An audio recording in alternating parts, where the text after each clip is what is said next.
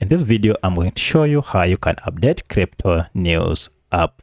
So by updating your Crypto News app, you'll be able to get the latest version of this app. You'll also be able to fix any errors or bugs that are associated with this Crypto News app. If you find this video helpful, I'll kindly request that you support me by liking the video and also by subscribing to this channel. Alright, let's get into it. So if you want to update your Crypto News app, you need to go ahead and access the app either through Google Play Store or App Store.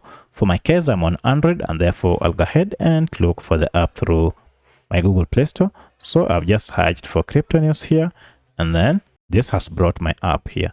Now if I tap on it, you can see we have an update that is available, meaning I've been using an outdated version of Crypto News app which might not be secure and might contain bugs.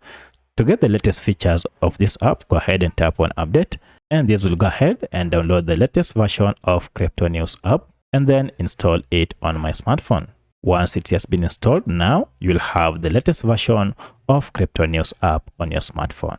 So that's how you can update your Crypto News app on your smartphone. If you have any other question, kindly let me know in the comment section. Otherwise, thanks for watching and let's meet in the next video.